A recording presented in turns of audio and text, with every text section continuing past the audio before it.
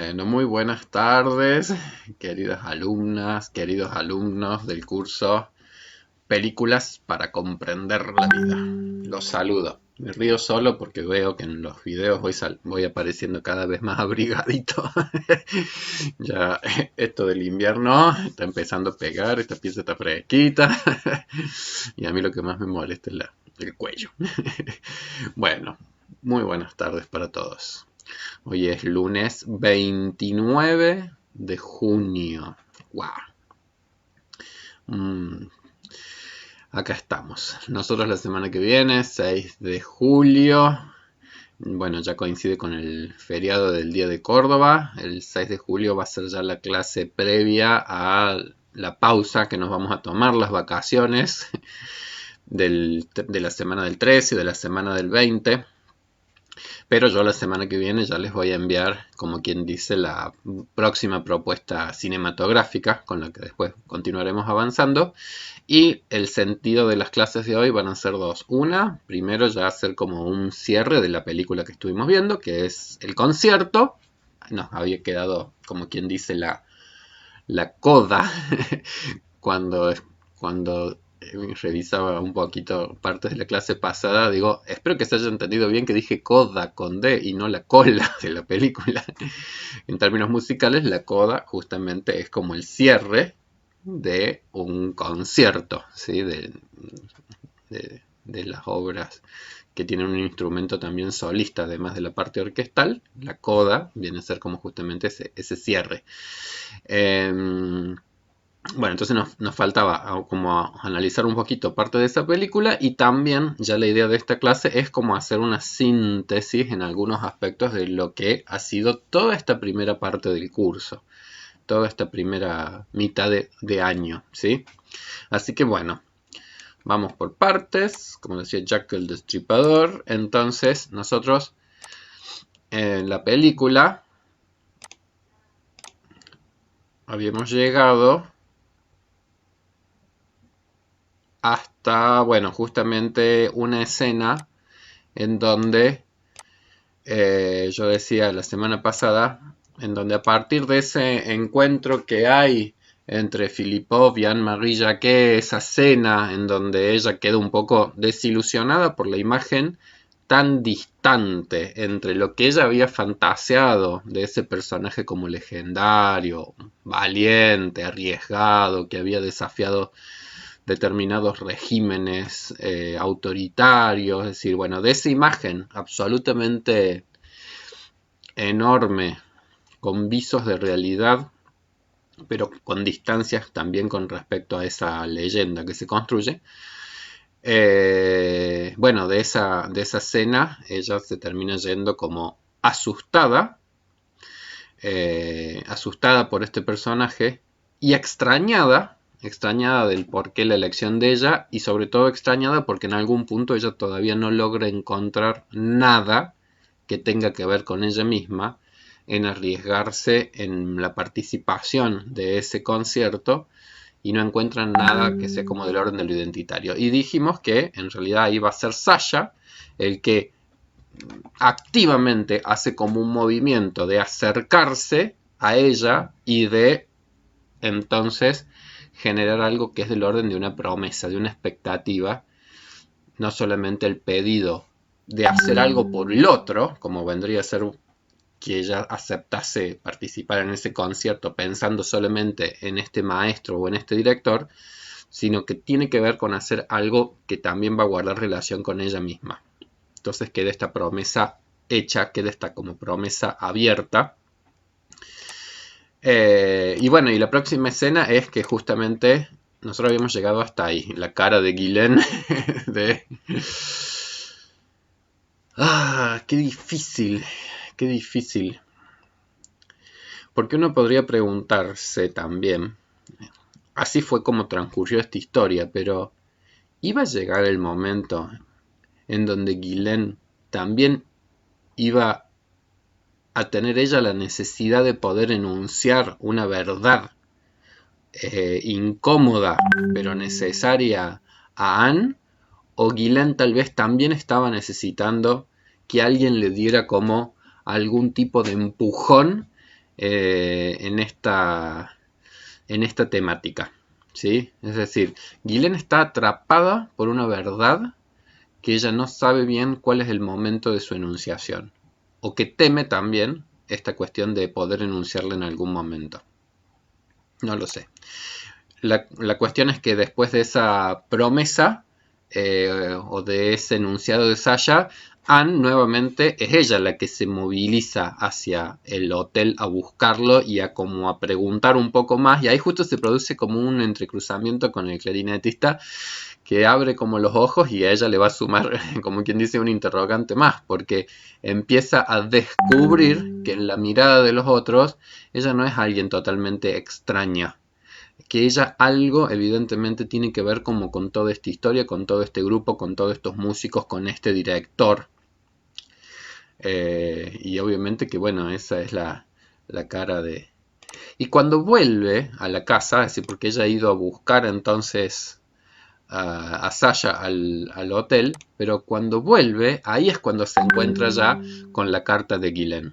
Entonces ahí es cuando yo digo, ¿en qué punto Ghislaine no estaba también ella necesitando del otro para poder dar un paso que no es que ella no tuviese, al menos en sus fantasías, al menos en sus deseos, poder darlo algún día, y que sin embargo había algo que es del orden del temor que estaba restringiendo la posibilidad de dar ese acto tan arriesgado.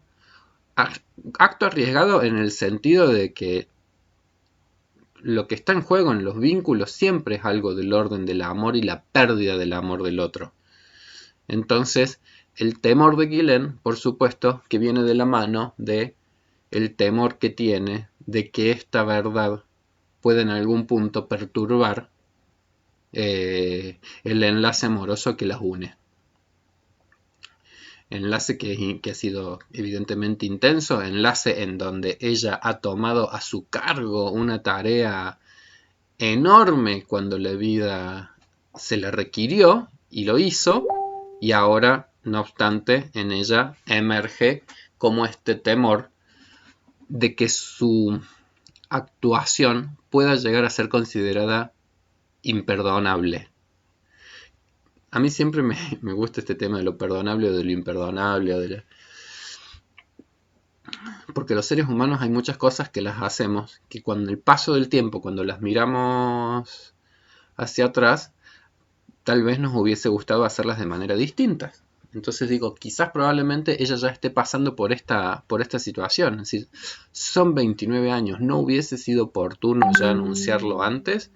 Y al mismo tiempo, algunas de estas cuestiones que justamente no han podido ser enunciadas, cada vez que pasa más tiempo, más difícil también se hace su posibilidad de enunciación. Pero lo concreto es que Ghislaine ahí puede escribir y puede enunciar. Necesitó el empujoncito de Sasha, pero ahora también ella ya puede enunciar un pedido que es como de disculpas, porque en esa carta,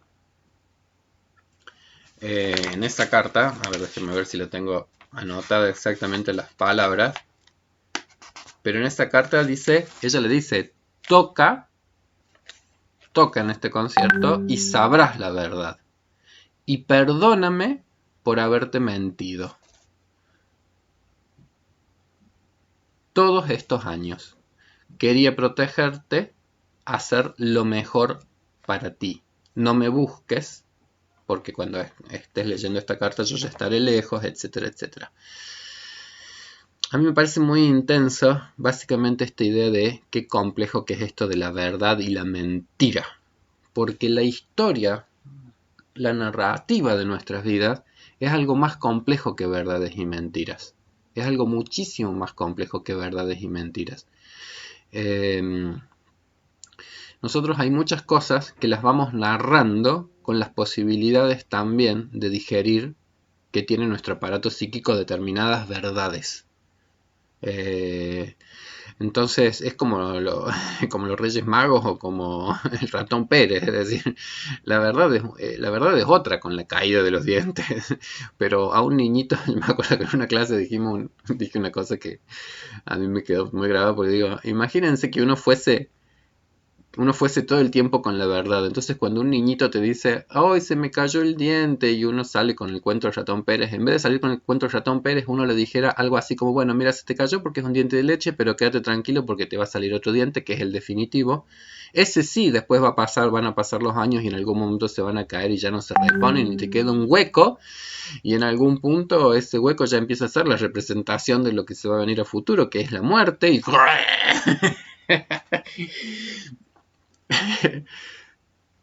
me, me quedo con lo del ratón Pérez por ahora.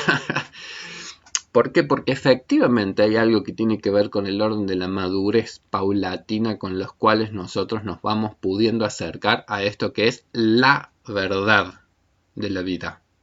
Y la verdad de la vida tiene que ver justamente también con la fragilidad de la misma, con la impermanencia del sí mismo, que es lo más eh, que es lo más indigerible para cualquier representación que nosotros construimos sobre lo que es la existencia.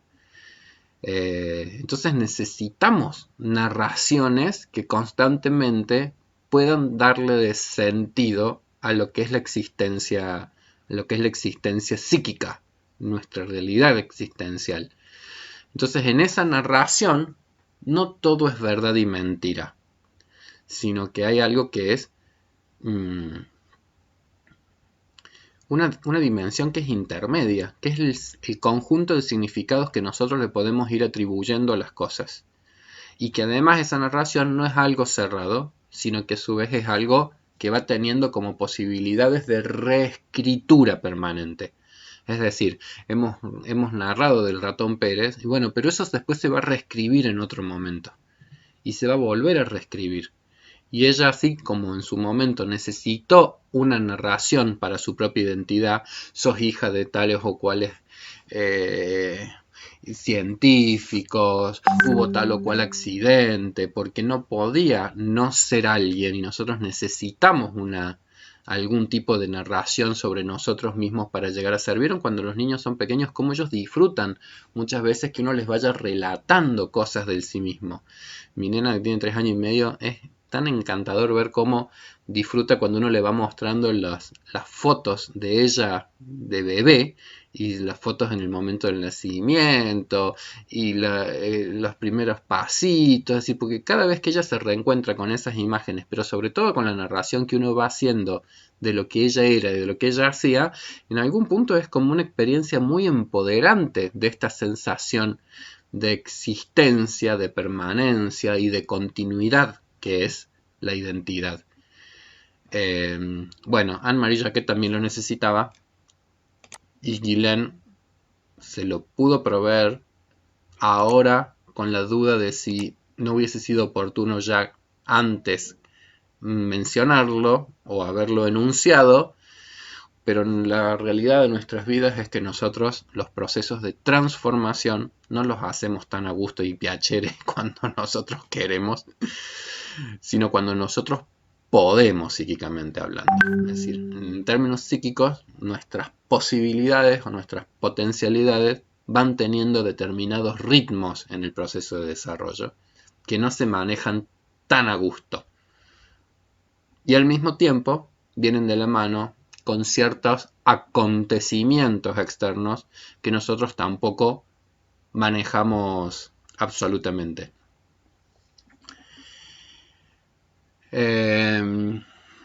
Françoise Dolto, que es una psicoanalista francesa que yo creo que he mencionado en más de una ocasión, tiene un libro muy interesante que se llama El Evangelio a la luz del psicoanálisis, en donde ella va haciendo como una relectura de muchos de los pasajes bíblicos más significativos. El libro de la Biblia, por supuesto, es un libro que está lleno de narraciones y lleno de metáforas de cuestiones humanas significativas e importantes. Entonces ella hace una relectura de lo que se llaman las bodas de Canaán, que vendría a ser el episodio bíblico en donde Jesucristo, el hijo de María, emerge como una figura con capacidades, con cualidades extraordinarias, y es considerado como quien dice el relato de lo que sería como el primer milagro. Milagro interesantísimo, la posibilidad de hacer del agua vino en la famosa, más de uno desearía tener esa capacidad milagrosa. Pero que es toda una metáfora justamente de la posibilidad de transformar el agua en vino, y el vino un poco la representación, el símbolo de algo que posibilita un encuentro y una posibilidad mancomunada de compartir un mismo espacio de comunidad, de celebración, de empatía a través de las bebidas espirituosas, que son justamente las que posibilitan que emerja con más intensidad la experiencia de la comunión y de la comunalidad y de la grupalidad, en tanto que se disminuyen también ciertos aspectos que inhiben y que tienen más que ver como con aspectos más defensivos. Bueno, en ese relato bíblico que va a emerger Jesucristo como digamos, como figura que va a empezar a hacer pública su fuerza, en ese relato bíblico lo que se narra es que es también no un acto de movimiento intencional centrado en el personaje Jesús, sino que es la madre la que puja. Es decir, cuando llegan los sirvientes, bueno, se acabó el vino, solo queda agua. Entonces la Virgen María es la que dice, bueno, hagan lo que él diga. Entonces, François Dolto pone el foco en cómo muchos actos de transformación han requerido de la participación de un otro como acontecimiento que ha sido el provocador de un movimiento psíquico muy intenso en una persona para que se produzca un cambio. Es decir, la potencia estaba en el individuo. La potencia estaba. Pero esa potencia, para actualizarse en algún punto, necesitaba como de eso que es un empujoncito, digo yo. Es decir, un acto que, la François Dolto diría, un acto que es como un nacimiento. Es decir, para que se produzca un nacimiento, bueno, las madres tienen que hacer como una fuerza para pujar, para que algo pueda emerger, para que la vida no se estanque. Porque incluso hay algo que es como de un saber sobre la vitalidad muy presente en lo maternal, que es que la vida requiere como también de un pasaje por cierta dosis como de sufrimiento para que la vida también pueda llegar a emerger. Bueno, yo creo que en algún punto es todas estas escenas en donde Sasha hace una fuerza de empuje, y en donde ahora Guylaine también, con esos movimientos, ella también ha sido, le han posibilitado que dé escribe esa carta, comparta esa música y le diga a Anne-Marie que bueno, es la hora de tocar y de encontrar la verdad y de disculpar, de perdonar si siente, si llega a generar como la interpretación de que ha sido poco cuidadoso lo que ella ha hecho. Bueno.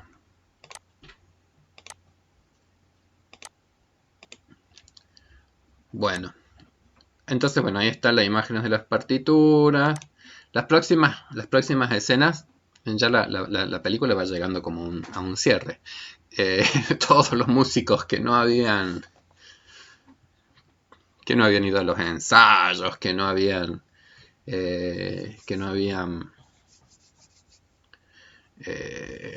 se habían comportado muy profesionalmente, ahora reciben el mensajito de vuelve, y lo escribe Sasha también, es decir, vuelve por Lea. Entonces el mensaje es como muy claro, de nuevo, como nosotros en nuestra identidad y nuestros compromisos, lo que nos compromete es el vínculo emocional, ¿sí? Los vínculos emocionales son básicamente los que están en el centro de los grados de compromiso que nosotros también establecemos con las instituciones, con las personas, con los otros. Es decir, ahí donde hay algo que es del orden de la emoción, ahí es donde nosotros vamos a ver dónde se va construyendo lo más consistente, lo más fuerte que hay en la condición humana. Vuelven por la ¡wum! Y ahí están todos.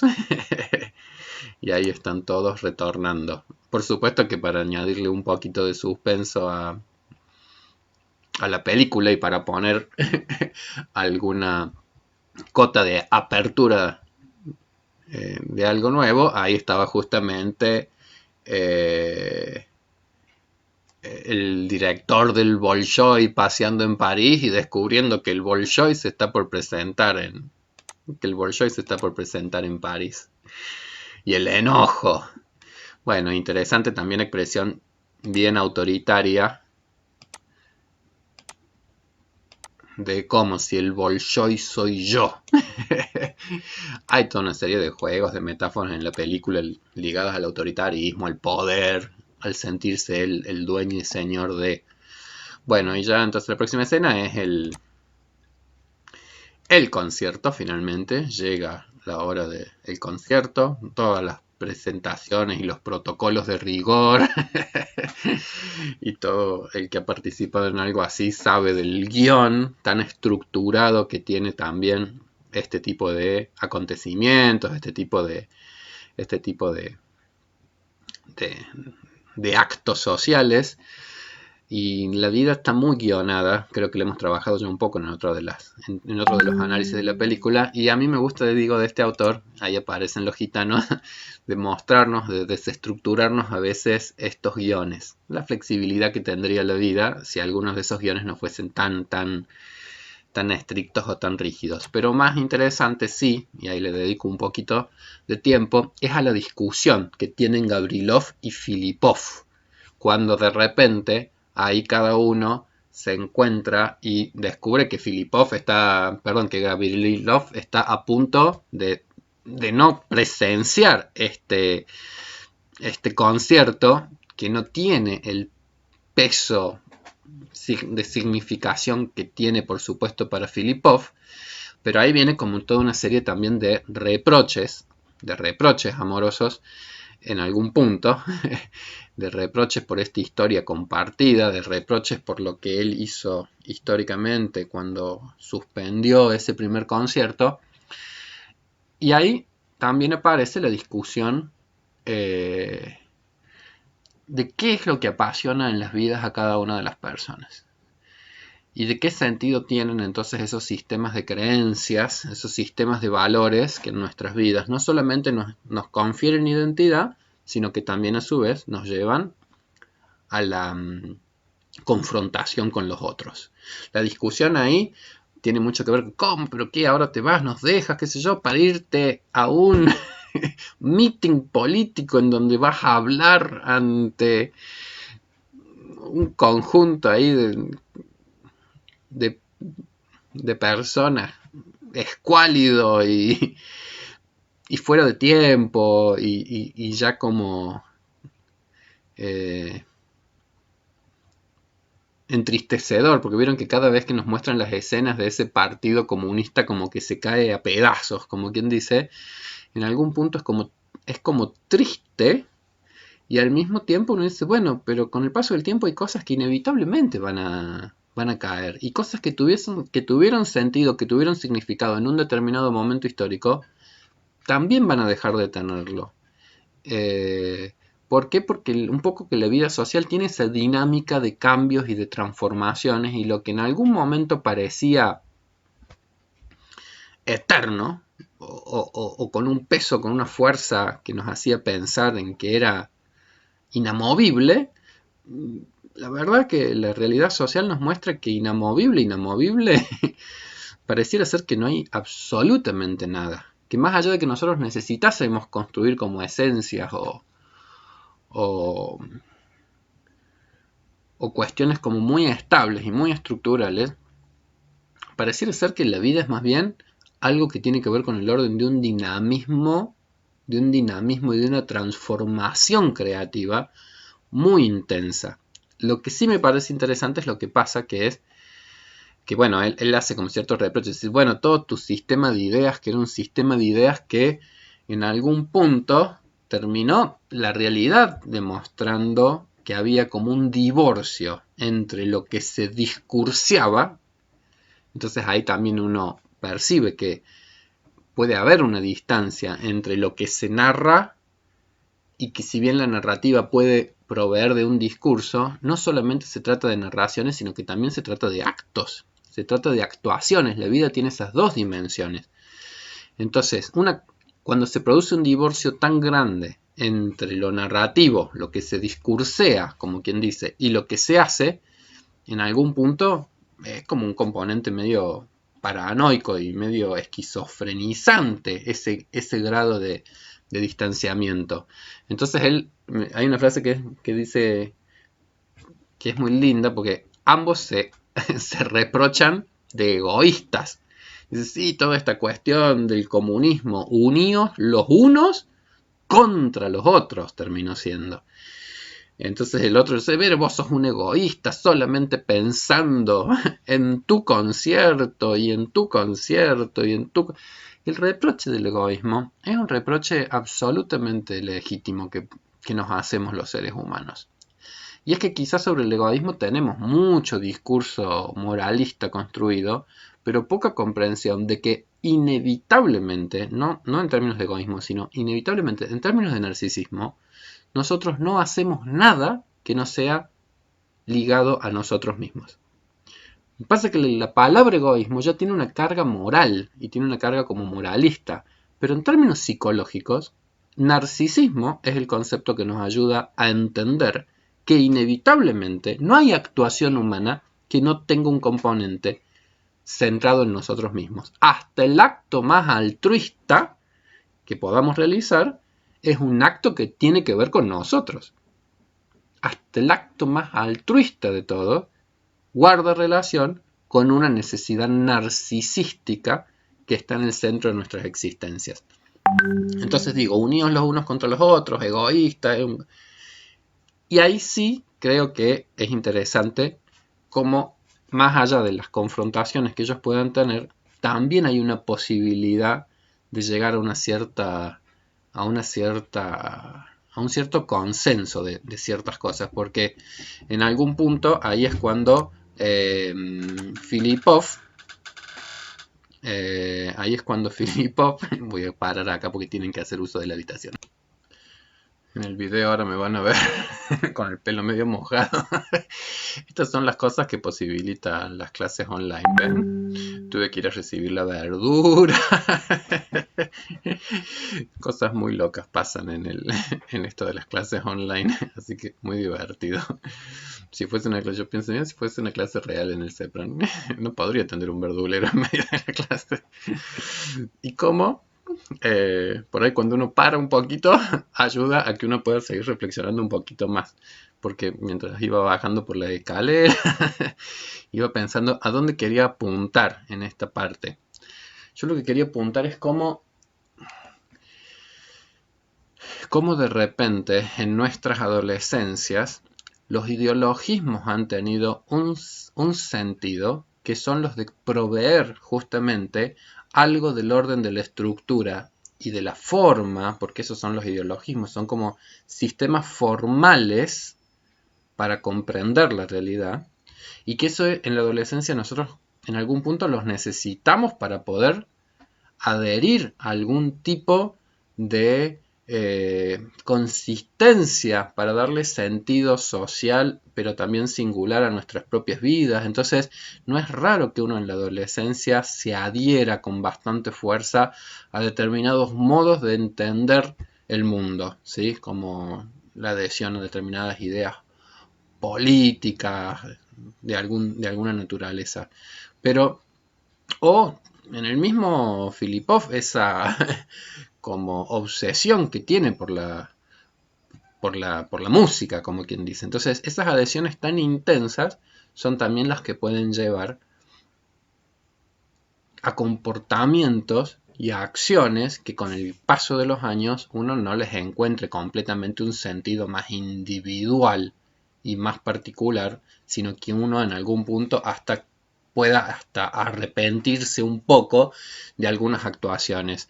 Yo siempre me acuerdo que en uno de los cursos, cuando trabajamos la historia de vida de Pablo Neruda fue diputado, senador en su país por el Partido Comunista. Entonces él de grande también no sabía bien cómo trabajar. Bueno, no es que no supiera bien, le dolía mucho tener que trabajar la distancia tan grande que había entre las ideas que a él lo habían motivado en la vida y el conocimiento fáctico de la realidad del comunismo estalinista, por ejemplo, en la URSS, y entonces todo tipo de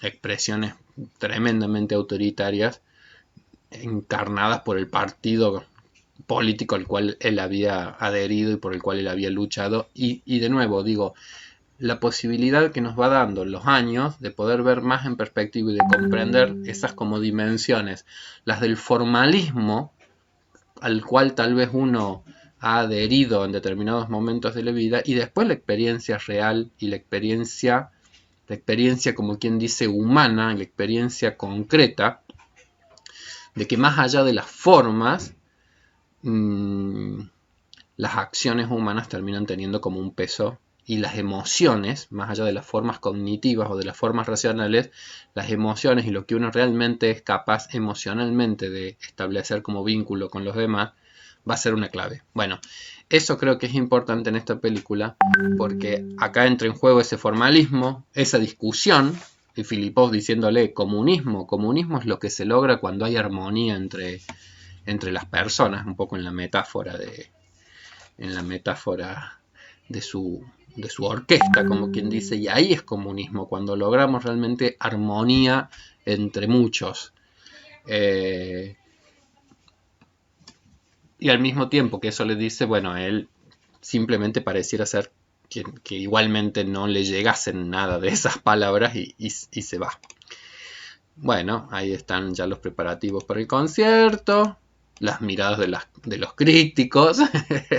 Acá está el crítico de no sé qué cosa. Pero esto para mí es la escena como de la redención de Gavrilov. Es decir, cuando él, camino hacia su presentación, percibe que está la experiencia concreta de que puede volver a imposibilitarse ese sueño colectivo de esta orquesta. Entonces digo, esa para mí es la escena, el acto que lo redime y que también posibilita la reevaluación de este personaje en la película. Es decir, él también ahora sí se siente comprometido, o creo que quizás en este punto es cuando él percibe que lo más solidario, si entiende que el comunismo es una ideología que tiene que ver con la solidaridad humana, lo más solidario que en este momento puede hacer es justamente, bueno, lo que hace, agarrarlo al personaje autoritario del Bolshoi, el que se siente el dueño del Bolshoi, y prácticamente, bueno, engañarlo, como es un especialista él en hacer. Actuar, engañar,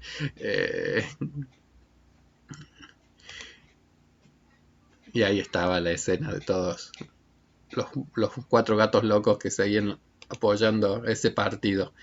Bueno, entonces ahí está la televisión rusa que el magnate va a dirigir, las risas del público cuando empiezan a escuchar esos primeros acordes un tanto destemplados de la orquesta, los que andaban vendiendo todavía los celulares por otro lado. No, esta es la escena de el violonchelista ruso que van a transmitir en Rusia. Y bueno, llega el momento de la presentación. Toda esta parte de la película es una parte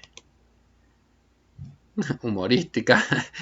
Me gusta Porque ahí todavía también la gente que está viendo el espectáculo puede pensar que esto es parte de la obra, ¿sí? Una cosa humorística, o el que llegó tarde, la mujer viendo desde lejos, acompañando desde lejos al marido en ese sueño.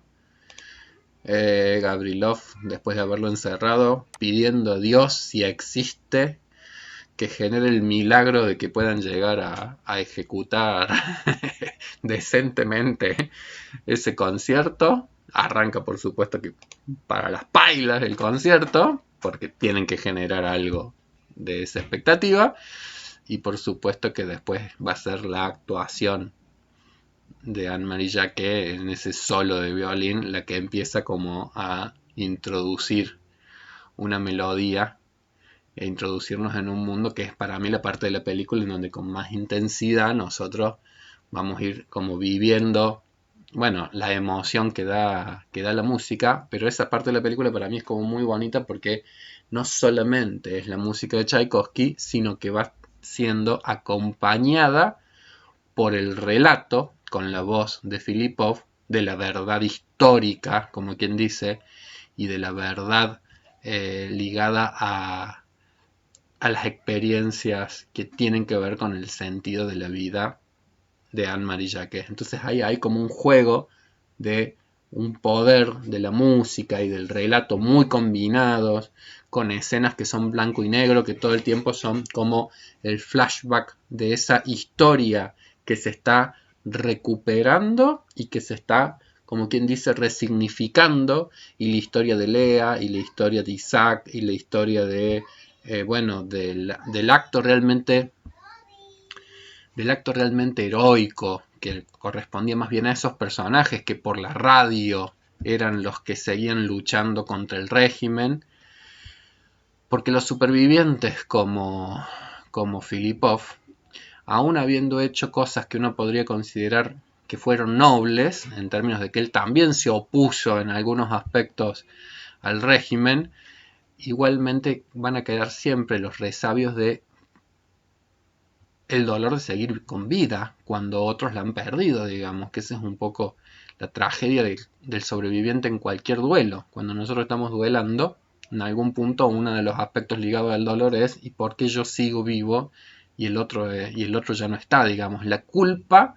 como esa culpa de ser nosotros existentes y los otros y el otro no.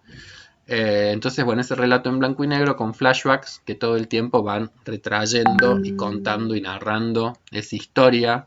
Y entonces Anne-Marie Jacquet, esa bebita que ha encontrado cobijo y ha encontrado salvación en Sasha, en Irina, en Filipov y a través de Guylaine escapando por la embajada de Francia. Y esa escena que para mí es tan conmovedora de la bebita adentro de la caja del instrumento musical, que a mí me parece como preciosa y que hacen como coincidir con ciertas partes de la música, muy emocionante, en donde uno ve todo el componente más noble que ha habido por detrás de esta historia que tiene que ver con el cuidado de la vida, básicamente. El cuidado de la vida y la posibilidad entonces, el cuidado de la música, el cuidado que es la expresión de, es todo lo contrario a las expresiones del autoritarismo, ¿sí? Es decir, el cuidado de la vida como valor o como principio bastante universal, que trasciende ideologismos, que trasciende muchas cosas, eh, y que reconfigura un poco esa historia. La locura de Lea y la actuación de Anne-Marie Jacquet. Y es entonces como flashback que él está viviendo y de sentir como una cosa como reparadora entre lo vivido 20 años o 30 años antes, lo que está viviendo en ese momento. Hay otra metáfora que me parece que no copié la imagen, pero es la de la batuta. A ver si no está por acá. Parece que no la corté, pero hay una escenita que es cuando él está por arrancar la dirección. No la recorté, pero hay una escenita en donde él está por arrancar con la dirección de la obra y se alcanza a ver entonces que la batuta está pegadita con cinta scotch, como quien dice. Bueno, ¿por qué? Porque, bueno, evidentemente, digo, acá hay algo del orden de la reparación. Ahí se la ve a Guylaine, que está también viviendo esta escena, escondida por ahí atrás entre la obra musical. Ahí está, esta es la varita, la batuta, perdón, no la varita, la batuta con la cinta scotch, que es un poco también, digamos, esa metáfora de cómo nuestros procesos vitales, así como cada uno ha hecho lo que ha podido en determinados momentos, hay momentos en donde la potencia está ligada justamente a poder reparar aspectos de la propia historia. Esos son los momentos como de significación, y esos son los momentos en donde yo decía que me servían para trabajar un concepto que es el de la experiencia emocional correctiva. ¿Sí? La experiencia emocional correctiva, porque ahora ya no es la comprensión que Anne-Marie Jacquet va a tener de sí misma, no es una comprensión solamente racional, sino que es una vivencia emocional. Nosotros realmente muchas veces tenemos clics importantes en nuestras vidas, no tanto cuando racionalmente entendemos algunas cuestiones, sino cuando experimentamos ciertos acontecimientos que nos posibilitan vivir o sentir una emoción distinta a la sentida en un momento primigenio, ¿sí? Si yo piensen ustedes en cuál habrá sido la emoción de esta niñita cuando le narraban o le decían o le contaban que sus padres eran científicos y que habían fallecido en un accidente automovilístico. Entonces pónganse en los pies o en el lugar de una niñita que está recibiendo esa historia de un otro, al cual, porque hay amor, hay confianza, y porque hay confianza hay credibilidad, y al mismo tiempo un otro que está narrando eso, que está narrando porque entiende que es la mejor forma de cuidar a alguien de una historia excesivamente compleja y excesivamente lacerante, que es difícil de narrar y que es difícil de contar, o hasta casi imposible, uno podría decir, ¿sí? Entonces, ¿qué emociones habrá sentido esa niñita? Pero esas emociones que ha sentido en su momento, ahora van a ser emociones que se van a reconfigurar completamente. ¿Por qué? Porque esas emociones que ella sintió habrán sido de cierta extrañeza, pero habrán sido también bastante ordenadoras, aunque hayan dejado esa extraña sensación de no me están diciendo, no me están contando toda la verdad de la milanesa, no me están diciendo todo lo que se podría decir. Uno es muy intuitivo también en muchas charlas que uno tiene con los demás. Uno intuye cuando alguien no nos narra todo lo que tendría para narrarnos. Pero bueno, uno muchas veces también es como muy respetuoso de de esos silencios que otro tal vez está brindando en una conversación. Entonces, digo, esa experiencia de esa niña recibiendo ese tipo de informaciones ahora se reconfiguran brutalmente y emocionalmente a partir de esa narración en donde se reencuentra con su historia. Bueno, por supuesto que el final es un final feliz. Nuevas presentaciones, giras. Pero lo que más me gusta es esa escenita en donde se la ve a Anne-Marie Jacquet redescubriendo cosas de sí misma, encontrando nuevos sentidos, viendo fotos de quién fue realmente, de quién fue su madre. Todos esos fenómenos emocionales son de una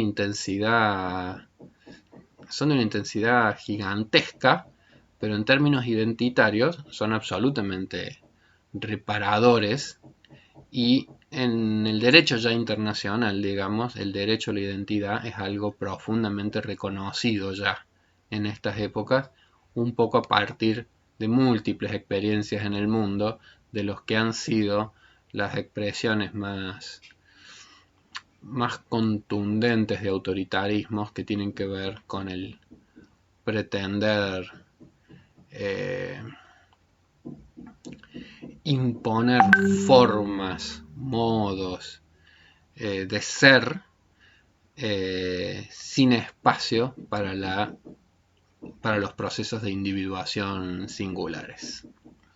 Autoritarismo de todos los colores. Yo creo que esta película es interesante porque pone en algún punto foco en autoritarismos de izquierdas y en otros contextos ha habido autoritarismos de derechas, y el estancamiento humano poco entiende de izquierdas y derechas, del mismo modo que por suerte también, como cuando Filipov y Gavrilov están en esa discusión, los actos más redentores de la condición humana tampoco entienden tantos de ideologismo, sino que llegan a la comprensión de la caritas, o sea, del cuidado del otro, como algo absolutamente central. Bueno, terminan por supuesto fundidos en un abrazo profundamente enternecedor. Bueno, estimada gente, les iba a leer algo más de esa cuestión emocional. ¿Por qué? Porque en el campo de la psicología, no les iba a leer esto, ya sé que les voy a leer.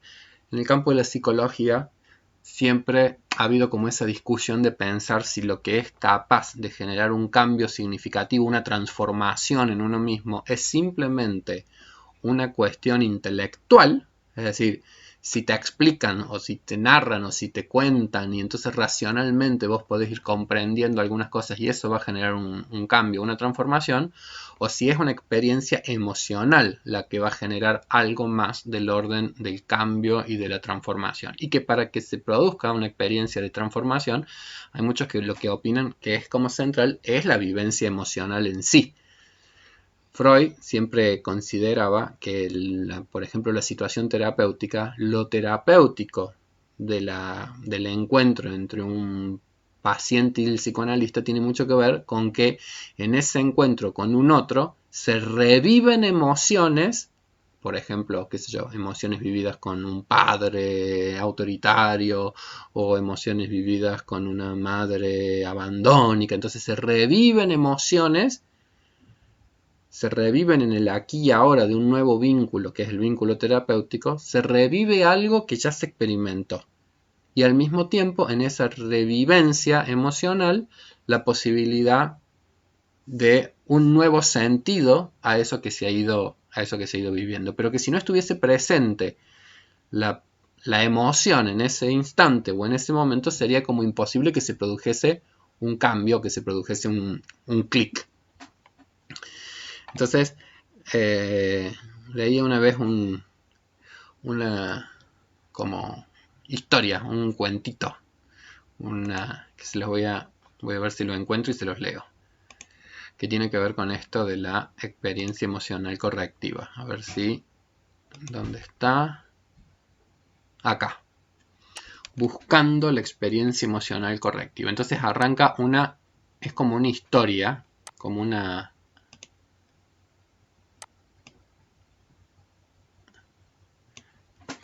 historia sufí, me da esa sensación, esas que tienen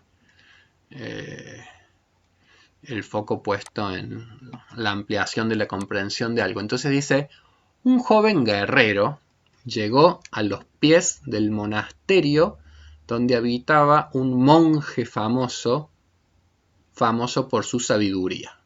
Sin entrar en presentaciones, se plantó ante él y le exigió: quiero que me enseñes la diferencia entre el infierno y la iluminación. El monje le miró a los ojos, sonrió y se produjo un tenso silencio. El pecho del joven guerrero subía y bajaba agitado. Sería una pérdida de tiempo intentar explicarle nada a un bruto como tú. El monje se dio la vuelta y comenzó a caminar alejándose. una oleada de calor se apoderó del joven, que desenvainó su espada y comenzó a correr hacia el monje con intención de partirlo en dos. Lo alcanzó y sus manos levantaron la espada. El monje se giró y clavó sus ojos en los de su atacante. Eso es el infierno. Soltó, apuntando con su dedo el corazón del joven. Congelado con su espada en alto, cayó de rodillas y empezó a llorar desconsoladamente, postrado a los pies del monje, con sus ojos inundados. Su cuerpo se desmadejaba al son de sorber de los mocos. El monje observaba en silencio, respetando la distancia. Las sombras se movieron lentamente. Por fin, el joven levantó su cara hacia el monje. Los chorretones le recorrían el rostro, los ojos eran 2 lagos de aguas cristalinas, la tensión había abandonado su cuerpo. Eso es la iluminación. El monje le ofreció su mano y le ayudó a levantarse. Esta fábula, que me contaron hace mucho tiempo, representa la experiencia emocional correctiva, que ayuda a que se haga un clic, a que se produzca un cambio, cambiar una pauta, que se produzca una transformación. Esa pauta puede ser un comportamiento, puede ser un pensamiento, puede ser incluso un sentimiento. Entonces, eso es un poco lo que digo, pasa en la película, con esa experiencia emocional en particular. Todo un conjunto de pensamientos que tenía ella con respecto a sí mismo, todo un conjunto de emociones vividas también, todo eso es lo que van a tener común, es una experiencia que es como un clic. Nosotros a lo largo de nuestras vidas, cuando hemos tenido procesos intensos de transformación, cuando nos han caído fichas, cuando hemos hecho clics en algo, han tenido que ver con experiencias en donde la emoción ha tenido un rol muy significativo. No somos seres solamente racionales, sino que al contrario, son cosas profundamente emocionales las que nos llevan muchas veces a tener algún mayor insight, que ese es el concepto también de la iluminación, y un poco como en la metáfora de este maestro, para entender del infierno y para entender de iluminaciones hay que poder vivir algunas de esas emociones. El infierno, que tiene que ver con el odio, con el enojo, con la bronca, y uno podría presuponer que se habrá despertado cuando este monje le dijo: no vamos a perder el tiempo con un bruto como vos para explicarle nada.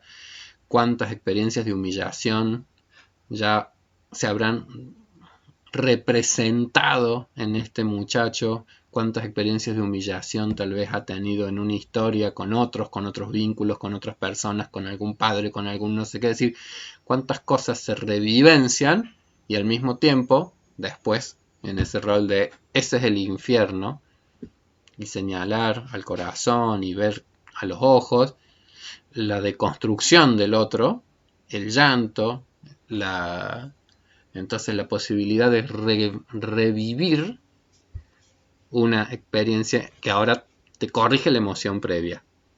Porque de repente digo, ese otro puesto tal vez como el representante de algún padre sádico, humillante y todo lo demás, ahora también es la posibilidad de encontrar en el otro una persona que está intentando conducir, que está intentando guiar, que está intentando iluminar, que te está sonriendo, que te está mirando y que te está dando una mano a posteriori para poder reconfigurar las cosas. Esta chica lo veía como un loco psiquiátrico hace unas cuantas escenas atrás y al mismo tiempo ahora puede percibir que no solamente se trataba de un infierno, sino que también se trataba de una iluminación para todos los participantes de esta historia y de esta película, que como siempre, como toda historia y como toda película, algo tiene que ver con la transformación de los personajes. Y de eso vamos a hablar cuando hagamos la síntesis también de esta primera parte del curso. Bueno, estimada gente, vamos a cortar en este punto nuestro análisis de El Concierto.